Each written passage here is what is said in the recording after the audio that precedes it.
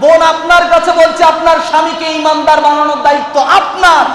আসিয়া স্বামীর ঘর ছেড়ে দেয়নি মরণ পর্যন্ত, তারপরেও ফেরাউনের ঘর করে গেছে। ওই ফেরাউনকে কি করার জন্য? ঈমানের পথে আনার জন্য সে ফেরাউনের ঘর ছাড়েনি। আপনার কাছে হৃদয় থেকে বিনয়ভাবে অনুরোধ, আপনার স্বামী যদি মুনাফিক হয়ে থাকে, আপনার স্বামী যদি বেনামাজি হয়ে থাকে, আপনার স্বামী যদি ঈমানহীন হয়ে থাকে, মসজিদের বাইরের লোক হয়ে থাকে, ওকে মসজিদের ভিতরে আনার দায়িত্ব বোন আপনার।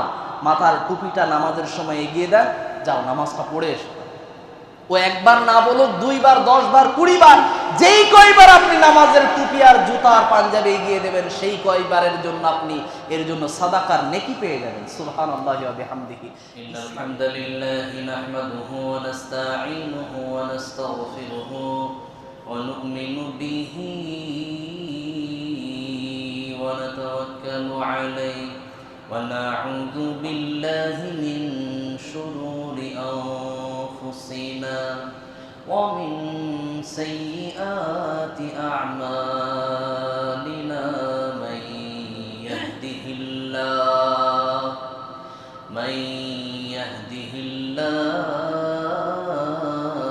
فلا مضل له ومن يضلل فلا تجد له وليا مرشدا وأشهد أن لا إله إلا الله وحده لا شريك له وأشهد أن سيدنا إيماننا قدوتنا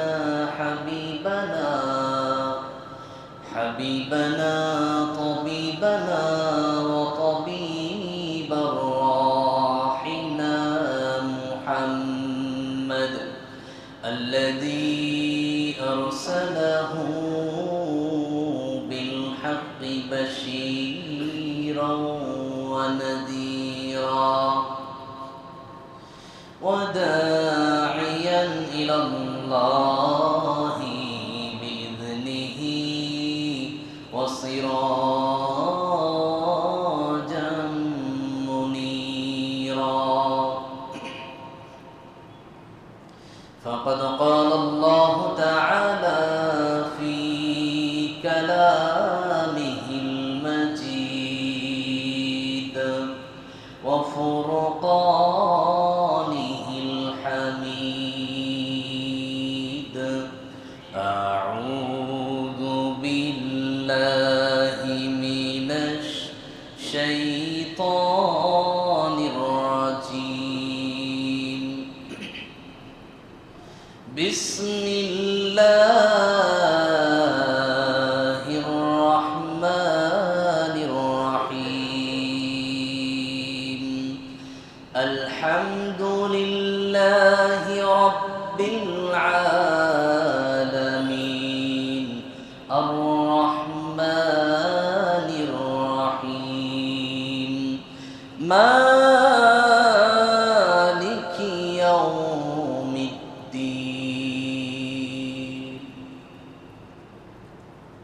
সূরাতুল ফাতিহার শুরুতেই আল্লাহ পাক রব্বুল আলামিন তিনি শব্দই চয়ন করেছেন, যেটা আমরা খাওয়ার পরেও পড়ি, যেটা আমরা ঘুম থেকে ওঠার পরেও পড়ি, যেটা আমরা হাঁচি তুললেও পড়ি, অথবা বিভিন্ন রকম আনন্দের সময়ও আমরা পড়ি।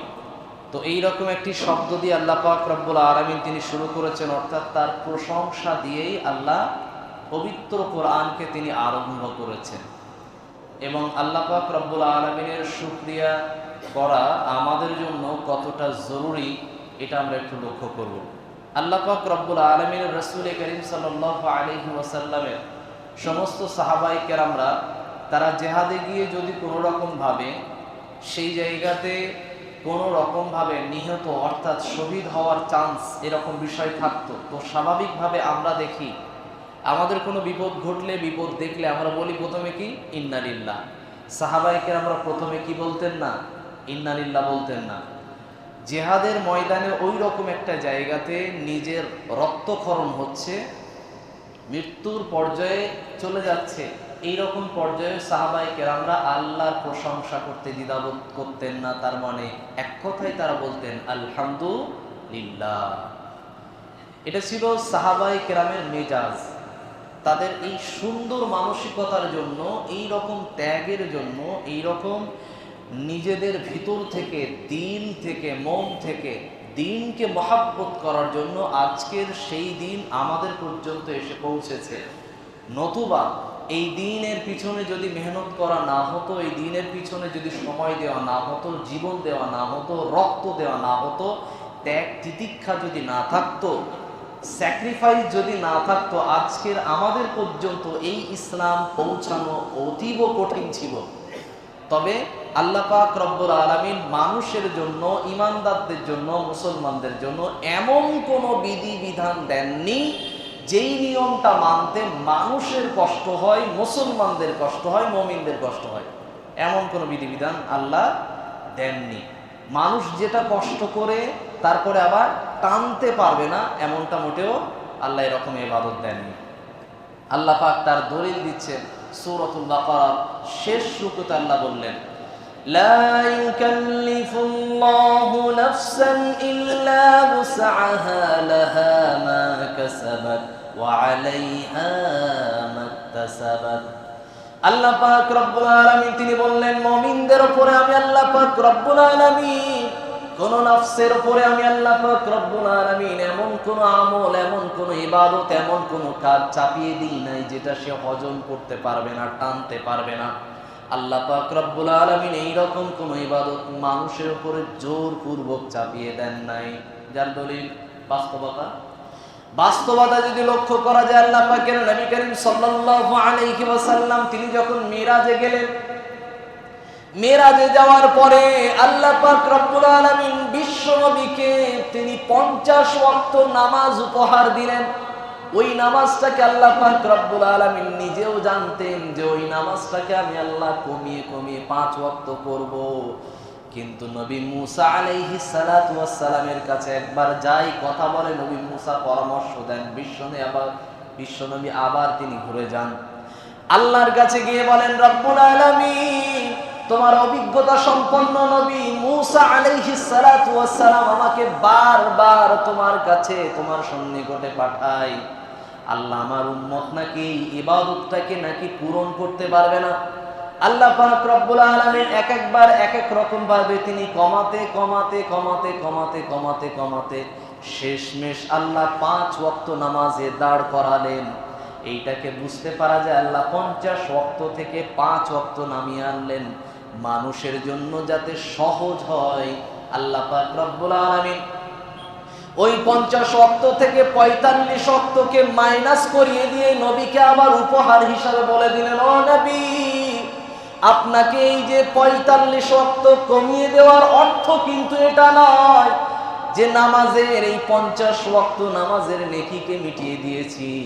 আল্লাহ পাক রব্বুল আলামিন নবীকে আশা দিলেন, ভরসা দিলেন, ও নবী আপনার এই নামাজগুলো কমিয়ে দেওয়ার পরেও যদি তোমার উম্মাত এবং উম্মতি যদি কোনো রকম ভাবে এই 5 ওয়াক্ত নামাজ যদি পড়ে, তাহলে আমি আল্লাহ পাক ওই 50 ওয়াক্ত নামাজের নেকি তোমার আমলনামায় লিখে দেব। তোমার উম্মত এবং তোমাকে সহ সমস্ত মুসলিম উম্মাহের জন্য এটা উপহার হিসাবে আমি আল্লাহ পাক দিয়ে দিলাম। বুঝতে পারা যায় নামাজ কোনো কঠিন ইবাদত নয়। আল্লাহ পাক রব্বুল আলামিনের যদি প্রশংসা করতেই হয় তাহলে আলহামদুলিল্লাহ পড়ে শুরু করতে হবে। ওই আলহামদুলিল্লাহ দিয়ে শুরু করতে হয়, নামাজও শুরু করা যায়। তবে অবশ্যই নামাজ শুরু করার প্রথমে দোয়া আছে, দোয়ায়ে সানা। তারপরে যখন আমরা জোর নামাজে যখন পড়ি তখন শব্দ দিয়ে যে সূরাটা শুরু করি ওটা আলহামদুলিল্লাহ দিয়ে শুরু করি। বলতে চাইছিলাম আল্লাহর ইবাদত, আল্লাহর শুকরিয়া, আল্লাহর কৃতজ্ঞতা যদি প্রকাশ করতেই হয় তাহলে মুসলমান হিসাবে আমি যদি দাবি করি আমি মুসলমান, আমার নাম যদি থাকে মুসলমান, আমার সার্টিফিকেটে যদি লেখা থাকে মুসলমান, আর আমি বিশ্বাস যদি করি কালেমা লা ইলাহা ইল্লাল্লাহ মুহাম্মাদুর রাসূলুল্লাহ, এটাতে যদি বিশ্বাস রাখি তাহলে এই বিশ্বাস রাখার পরে একটা কাজ করা লাগবে। আমি চাকরিতে জয়েন করেছি, ডিউটি করব না, বেতন হবে? চাকরিতে জয়েন করেছি, ডিউটি করব না, বেতন তো হবে না। মুসলমান নিজে টাটকা বুঝতে পারি, কাজ না করলে বেতন পাই না। কোন লজ্জায় আমি আর আপনি আশা করি জান্নাত খুব সহজেই পেয়ে যাব, নামাজ মোটে পড়বো না, কাজ মোটে করব না, কিন্তু পারিশ্রমিক নেব, এটা হয়? এ কেমন চাকরি নিলেন আপনি? আপনি চাকরির অ্যাপয়েন্টমেন্ট লেটার নিলেন, লা ইলাহা ইল্লাল্লাহ মুহাম্মাদুর রাসূলুল্লাহ, তাতে সাইন করলেন, এগ্রিমেন্ট করলেন আমি মুসলমান। এগ্রিমেন্ট আল্লাহর কাছে করে আসলেন, আল্লাহকে বললেন, আল্লাহ আমি মুসলমান, আমি তোমার বান্দা।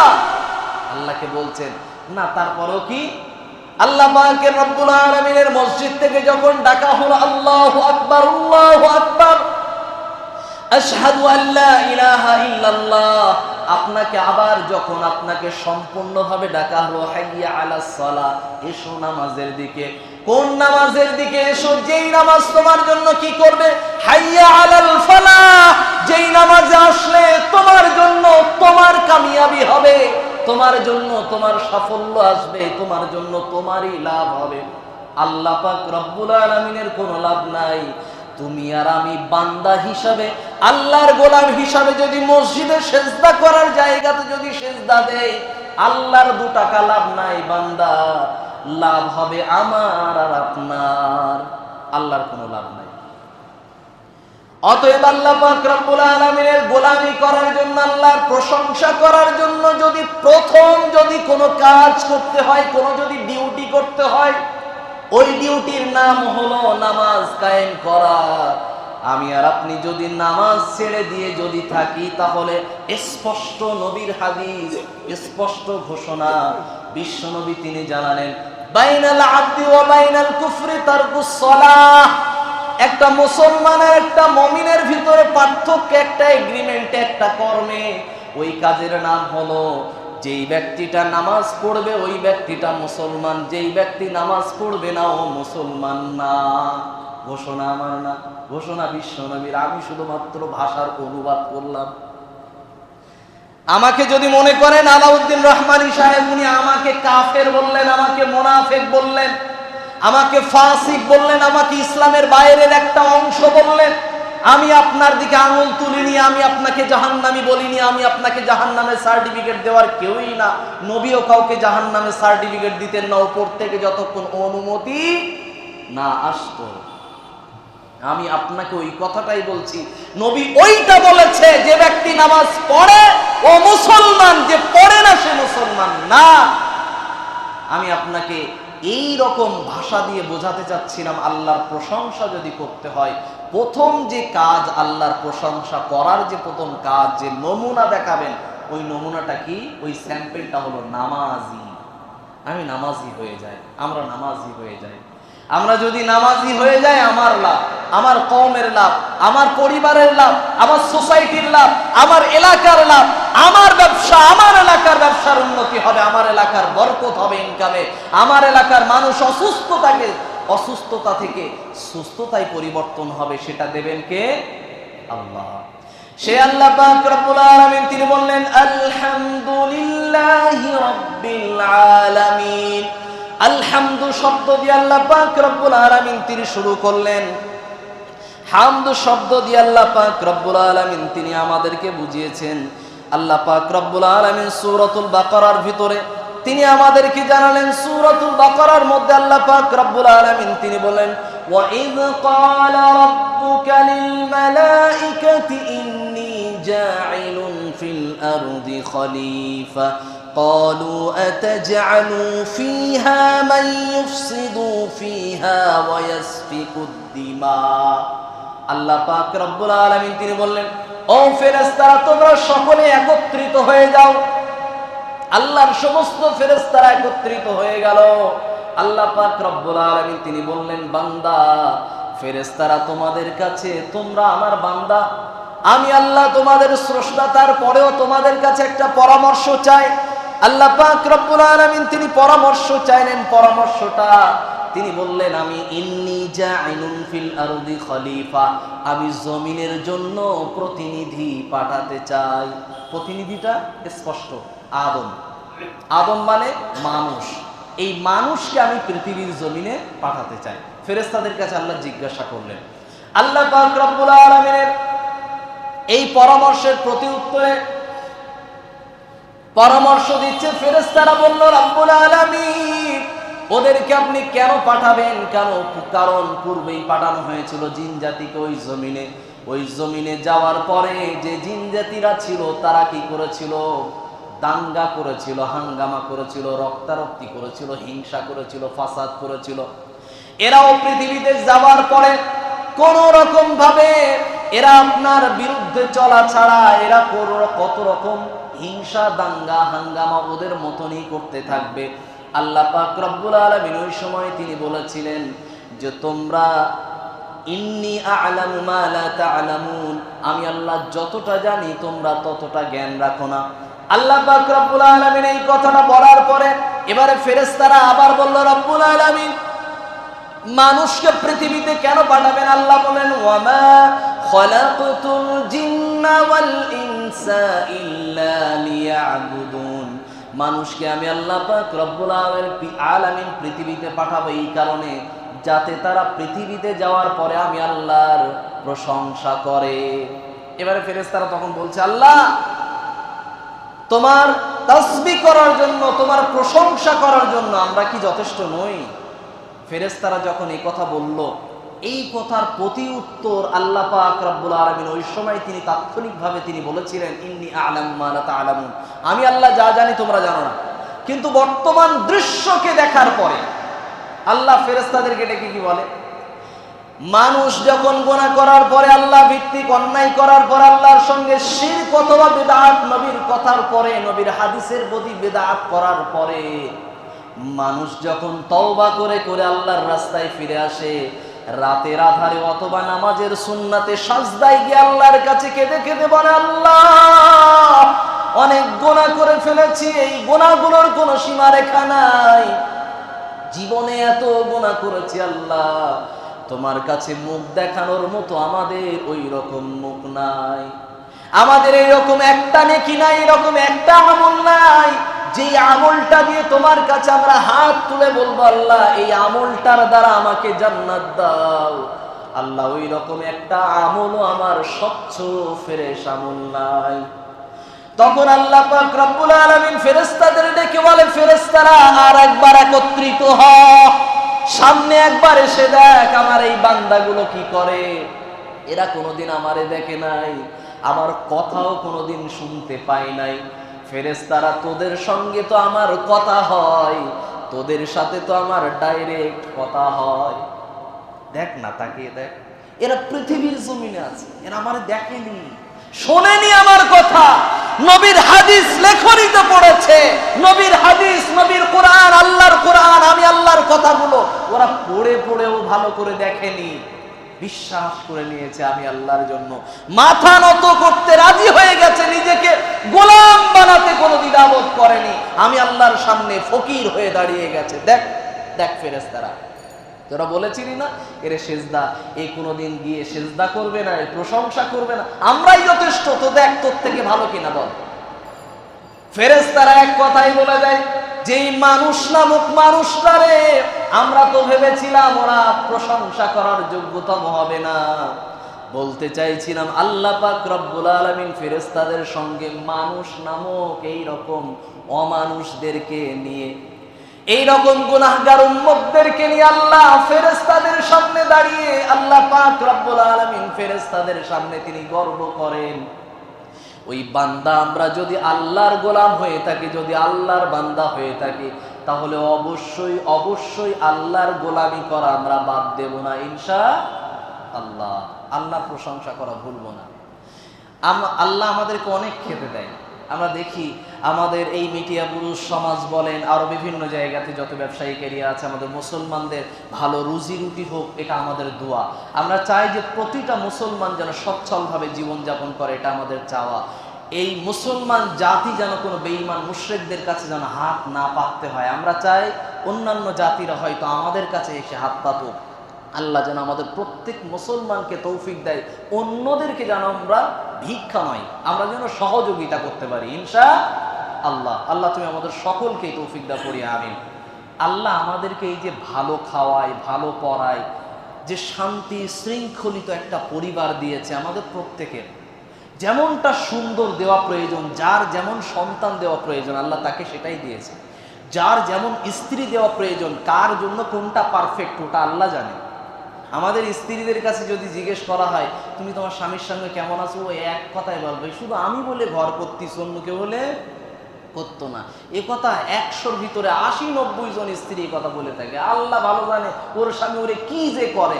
ফেরাউনের মতো তো অত্যাচার করে না, এইটা তো মেনে নিতে পারি আমরা। ফেরাউনের মতো তো পাথর চাপা দিয়ে মেরে ফেলে না, এটা তো বলতে পারি আমরা। ফেরাউনের মতন হোক অথবা আবু জেহেল অথবা আবু লাহাবের মতন হোক, ওই রকম তো আমাদের স্বামীরা মেরে ফেলে না। আমাদের স্বামীরা যথেষ্ট আমাদের মা এবং বোনদেরকে বোরকা বলেন অথবা জামা বলেন অথবা কাপড় বলেন অথবা চিকিৎসা বলেন অথবা খাবার বলেন, আমাদের ভাইয়েরা প্রত্যেকেই নিজ সাধ্য অনুযায়ী নিজেদের স্ত্রীদেরকে ভালো রাখার চেষ্টা করে। যে যত গরিবই হোক না কেন নিজে সেকেন্ড হ্যান্ড জুতো ব্যবহার করতে পারে, কিন্তু স্ত্রীকে কোনোদিন পুরাতন জুতো কিনে দেয় না। এরকম স্বামী বাস্তবতায় বহু গরিব মিলে, বহু গরিবদেরকে মিলে পাবেন আপনি। আমি এই কথাই বলতে চাইছিলাম, বোন এই স্বামীকে আপনি ভালো স্বামী হিসাবে মনে করেন আর না করেন, এইটা নিয়ে যদি মনে হয় এরে নিয়ে কবর পর্যন্ত যাব, তাহলে শুকরিয়া করেন কার? আল্লাহ। অভিযোগকে বাদ দিতে হবে, কারণ আল্লাহর রাসূল সাল্লাল্লাহু আলাইহি ওয়াসাল্লাম তিনি জানিয়েছেন মেয়েরা দুইটি কারণে জাহান্নামী হবে। এক নাম্বার সেটা হলো না শুকরিয়া করা, সেটা স্বামীর হোক অথবা আল্লাহর হোক। ওরা আবার এভাবেও বলে যত দুঃখ আর যত বেদনা আর যত কষ্ট আর যত বালা মুসিবত সব আল্লাহ আমার কপালে লিখে রেখেছে। আস্তাগফিরুল্লাহ, কোন কথা বলে? এ কথা কারে বলছো? এ কথা বলছে আল্লাহরে। তার মানে পরিষ্কার শিরক। এই বাক্য বলার সাথে সাথেই ওর ভিতরে শিরকিয়ানা গন্ধ ঢুকে গেছে, শিরকের রোগ ঢুকে গেছে। বলতে চাইছিলাম আল্লাহকে কোনো রকম ভাবে দোষারোপ করা যাবে না। আল্লাহ পাক রব্বুল আলামিন তিনি বললেন আল্লাহর প্রশংসা দিয়ে সমস্ত জায়গাতে জীবন যাপন পার করতে হবে। খাওয়াতে বলেন, পড়াতে বলেন অথবা জীবন যাপনের জন্য বলেন, আল্লাহ যে কোনো রোগ দিয়েছে, বালা মুসিবত দিয়েছে, সবগুলো অবস্থাতে আল্লাহ বললেন ইয়া আইয়ুহাল্লাযীনা আমানুস্তাঈনু বিস-সাবরি ওয়াস-সালাহ ইন্নাল্লাহা মা'আস-সাবিরিন। আল্লাহ পাক রব্বুল আলামিন তিনি বললেন হে ঈমানদারেরা, তোমরা যখন কোন রকম বিপদে বালা মুসিবতে পড়ে যাবে তখন তোমাদের সহযোগিতার রাস্তা মানুষের কাছে যাও, পড়শির কাছে যাও, নেতার কাছে যাও, কোনো ব্যক্তির কাছে যাও, যেখানেই যাও না কেন সমস্ত জায়গায় যদি সহযোগিতার রাস্তা যদি বন্ধ হয়ে যায়, তোমরা একটা জায়গায় সহযোগিতার জন্য আসবে, ওই জায়গার নাম আমি আল্লাহর দরজা। আমি আল্লাহ পাক রব্বুল আলামিন তোমাকে আশা দিয়ে বললাম তোমরা আমার কাছে চাও, এক নাম্বার ধৈর্য ধারণ করো, চাওয়ার পরে অপেক্ষা করো, ধৈর্য ধরো। দুই নাম্বারে হলো চাওয়ার পরে এই চাইতে হবে কিসের মাধ্যমে?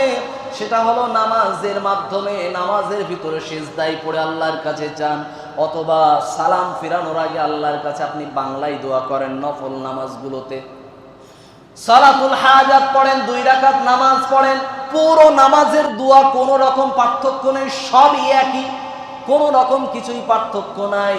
শুধু যখন এই রকম আপনার বিপদ বালা মুসিবতে আমি আর আপনি পড়ে যাব, তখন ওযু করার পরে 2 রাকাত নামাজে আল্লাহ পাক রব্বুল আলামিনের কাছে সিজদায় অথবা সালাম ফেরানোর আগে বাংলায় নিজের মতন করে দোয়া করব, অথবা সালাম ফেরানোর পরে হাত তুলে আল্লাহর কাছে, 2 হাত তুলে আল্লাহর কাছে চাইব। রব্বুল আলামিন তিনি বললেন নামাজের মাধ্যমে চাও। 2 নাম্বার হলো তোমরা আমি আল্লাহর কাছে চাও, চাওয়ার পরে ধৈর্য ধারণ করো, অপেক্ষা করো। আমি আল্লাহ যখন উপযুক্ত মনে হবে তখনই তোমার সেই চাহিদা পূরণ করব, কারণ আমি আর আপনি জানি না আমার ওই চাহিদা কখন পূরণ হওয়ার সময়। ওই টাইমিংটা খেয়াল রাখেন, ওই টাইমিং সম্পর্কে জ্ঞান রাখেন কে? আল্লাহ। সে আল্লাহ পাক রব্বুল আলামিন বলেন আলহামদুলিল্লাহ। আলহামদুলিল্লাহ সম্পর্কে যদি লক্ষ্য করি, বিশ্বনবীর সাহাবায়ে কেরামদের ভিতরে তারাও প্রশংসা করেছে আর আমরাও প্রশংসা করি। তাদের প্রশংসার ভিতরে আর আমাদের প্রশংসার ভিতরে, তাদের কৃতজ্ঞতার ভিতরে আর আমাদের কৃতজ্ঞতার ভিতরে অনেক পার্থক্য আছে। একজন সাহাবী, আল্লাহর রাসূলের সাহাবী আবু হুরায়রা রাদিয়াল্লাহু আনহু, তিনি মায়ের কাছে, তিনি পরিবার নিয়ে বিশ্বনবীর কাছে অভিযোগ করলেন, ইয়া রাসূলুল্লাহ, আমার মা ইসলাম সম্পর্কে কটু কথা বলে, নবী সম্পর্কে ভালো কথা বলে না, আর আমি যে ইসলাম গ্রহণ করেছি এটা আমার মাও ভালোবাসে না, এটা আমার মা ভালো চোখে দেখে না। আবু হুরায়রা রাদিয়াল্লাহু আনহু তিনি এবারে বললেন, ইয়া রাসূলুল্লাহ, আপনি এটার একটা ব্যবস্থা করেন। বিশ্বনবী বললেন, মা সম্পর্কে কি অভিযোগ করছো? মা সম্পর্কে তুমি আমার সামনে নালিশ করছো? সাহাবী বললেন, ইয়া রাসূলুল্লাহ, না, আমার মা সম্পর্কে আমি অভিযোগ করতে আসিনি, আমি এটুকু বলতে এসেছি যে আমার মা যে দিনের ভিতরে নেই এটাতে যেন আমি কষ্ট পাচ্ছি। আমার মা যদি ওই অবস্থায় যদি মৃত্যুবরণ করে তাহলে কোথায় যাবে? আল্লাহ রাসূল বললেন, এ তো সোজা কথা, জাহান্নামে তো যাবেই। বিশ্বনবীর সাহাবী তিনি বললেন, ইয়া রাসূলুল্লাহ, আমি আপনার সঙ্গী হয়েছি, আপনার সাথে থাকতে পেরেছি, আপনার সাথে থেকে আমি জান্নাতে যাওয়ার রাস্তায় হেঁটেছি, আমার মা জাহান্নামী হবে, এটা আমি কি করে সহ্য করব? ও নবী, আপনি আমার মায়ের জন্য একটু দোয়া করে দেন, আর কিছুই লাগবে না। আল্লাহর রাসূলের কাছে দোয়া চাওয়ার পরে আল্লাহর রাসূলের সাহাবী পাগল বনে বাড়ির দিকে দৌড়াচ্ছেন। ভদ্র সাহাবী রাস্তা দিয়ে দৌড়াচ্ছে, পাড়ার মানুষগুলো, সোসাইটির মানুষগুলো দেখে বলে, আবু হুরায়রা ভদ্র ছেলে দৌড়াই কেন? কেউ তো আবু হুরায়রার হাত ধরে বলে, কোথায় দৌড়াচ্ছ? বলে, বাড়ি যাচ্ছি। আল্লাহর নবী দোয়া করছে, দোয়া পৌঁছায় না, আমি আগে বাড়ি পৌঁছাই। আল্লাহর রাসূলের সাহাবী বাড়ি যাওয়া মাত্র পৌঁছে গিয়ে দেখলেন মা গোসল করে দরজা খুলে রেডি হয়ে দাঁড়িয়ে আছে। সালাম বাবা, তুমি বাড়ি এসে গেছো, আমি ইসলামের ভিতরে নিজেকে সঁপে দেওয়ার জন্য তৈরি হয়ে আছি, তোমার আসতে এত দেরি হলো কেন? আমি তো অপেক্ষা করছিলাম তোমার জন্য। আবু হুরায়রা বলেন, মা, তোমার জন্য আমি বিশ্বনবীর কাছে আপিল করেছি, আবেদন করেছি, যাতে তুমি আর জাহান্নামী না হও। তোমার কখন কোন সময় না জানি মৃত্যু হয়ে যায়। মা, তোমাকে ইসলামে আনার জন্য আমি বিশ্বনবীর কাছে দোয়া চেয়েছি। আল্লাহর রাসূলের দোয়া নিশ্চিত আল্লাহর কাছে কবুল হয়ে গেছে। আল্লাহর রাসূলের সাহাবী আবু হুরায়রা বললেন, আলহামদুলিল্লাহ। প্রশংসা কোন পর্যায়ে তারা রাখে, তারা আলহামদুলিল্লাহ কোন জায়গায় কাজ করেছে। আমি আর আপনি, আমার আর আমার মা বাবার জন্য আমরা কি দোয়া করেছি? স্মরণ করি? মা তো চলে গেছে, বাবা তো কবরস্থ হয়ে গেছে, জনমের মতো কষ্ট করে করে আমার আর আপনার ফোঁটা ফোঁটা বিন্দু বিন্দু রক্ত তৈরি করেছে। অনেক ভালোবাসা ছিল তার বুকের ভিতরে, অনেক চাপা কান্না ছিল, কাউকে বলতে পারতো না। আমার আর আপনার দেওয়া কষ্ট, মা আর বাবাকে যে কষ্ট দিয়েছিলাম, সেই কষ্টের জন্য মা আর বাবার কাছে ক্ষমা চাইতে কি পেরেছি? যদি না পারি তাহলে ওই মা আর বাবার মনের দেওয়া কষ্টটাকে মোছার জন্য আল্লাহর কাছে গিয়ে কি ক্ষমা চেয়েছি? তার কবরটার কাছে গিয়ে কি বলেছি, বাবা, মা, অনেক কষ্ট দিয়েছিলাম, জীবনে তো ক্ষমা চাইতে পারিনি, কবরস্থ হয়ে গেছো, তোমার কবরের কাছে এসেছি, মা ক্ষমা করে দাও, বাবা ক্ষমা করে দাও, বলেছি? কখনো তো বলিনি। সময় পায় না আমরা বলি আমি নাকি পুরুষ, আমার সময় নাই। ভাই 5টা মিনিট, আচ্ছা ভাই 2 মিনিট তো বলতে পারি না?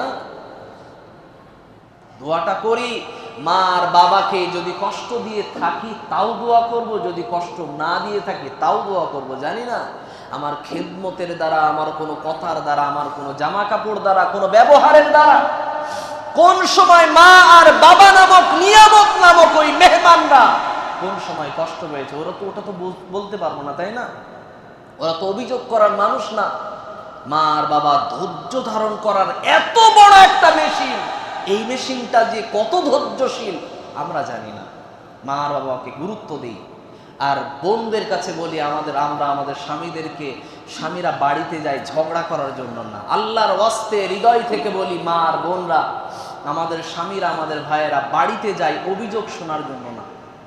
একটু হজম করেন, একটু ধৈর্যশীল হয়ে যান, দেখবেন আপনার স্বামী আপনাকে পুরো সোনায় ঢেকে দেবে, রূপায় ঢেকে দেবে, কাপড় চাইবেন তাতে ঢেকে দেবে, যা বলবেন প্রত্যেকটা হালাল সব কিছু আপনার পায়ের কাছে হাজির করে দেবেন। নাম পুরুষ। এই পুরুষ হিসাবে জন্ম নিয়েছে, বাড়িতে যায় একটু স্বস্তি পাওয়ার জন্য, শান্তি পাওয়ার জন্য। এ বিছানায় শুয়েছে, শান্তিতে একটু ঘুমাতে দেন। আল্লাহর প্রশংসা করেছে, আল্লাহুম্মা বিসমিকা আমুতু ওয়া আহইয়া। সে আল্লাহর জন্য মৃত্যুবরণ করছে, আল্লাহর প্রশংসা করেছে। তাকে ঘুম থেকে উঠতে দেন, আলহামদুলিল্লাহ বলার সুযোগটা তো দেবেন, তাই না? ও ঘুম থেকে উঠেছে আপনাকে আর আমার কথা শুনে, আপনার মতন বোনের কথা শোনার পরে টেনশন নিয়ে ঘুম থেকে উঠেছে, ও আলহামদুলিল্লাহ বলার সুযোগ পাই না।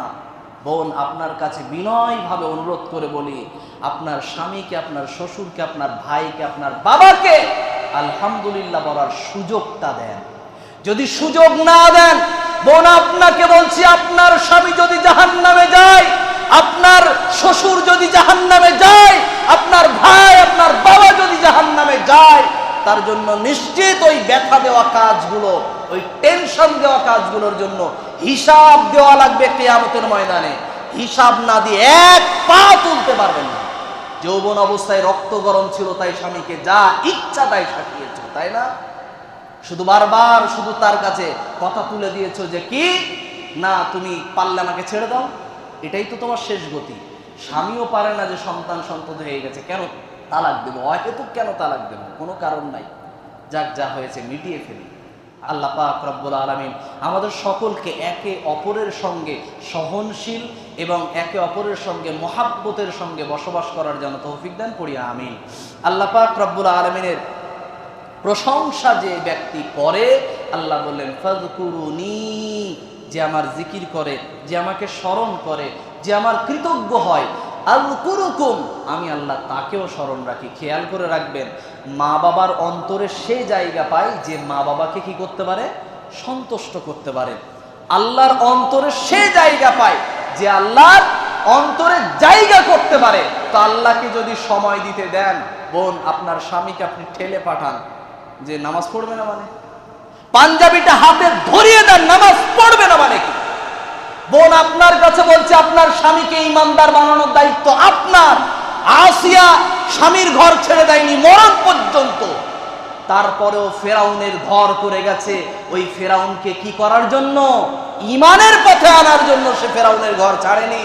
আপনার কাছে হৃদয় থেকে বিনয়ভাবে অনুরোধ, আপনার স্বামী যদি মুনাফেক হয়ে থাকে, আপনার স্বামী যদি বেনামাজি হয়ে থাকে, আপনার স্বামী যদি ঈমানহীন হয়ে থাকে, মসজিদের বাইরের লোক হয়ে থাকে, ওকে মসজিদের ভিতরে আনার দায়িত্ব বোন আপনার। মাথার টুপিটা নামাজের সময় এগিয়ে দেন, যাও নামাজটা পড়ে এসো। ও একবার না বলুক, 2 বার, 10 বার, 20 বার, যেই কয়বার আপনি নামাজের টুপি আর জুতা আর পাঞ্জাবি এগিয়ে দেবেন, সেই কয়বারের জন্য আপনি এর জন্য সাদাকার নেকি পেয়ে যাবেন। সুবহানাল্লাহি ওয়া বিহামদিহি। ইসলামের শরীয়তের কাজ করার সহযোগিতার পিছনে আপনার আমার বোনদের কাছে অনুরোধ, আপনাদের যেন হাত থাকে। আল্লাহ পাক আমাদের সকলকে, প্রত্যেকের পরিবার যেন মঙ্গলময়, প্রত্যেকের পরিবার যেন সুখময়, প্রত্যেকের পরিবার যেন বরকতময় হয়ে থাকুক। আল্লাহ পাক আমাদের সকলের পরিবারকে শান্তিময় করে দেন, পড়ি আমিন। আল্লাহ পাক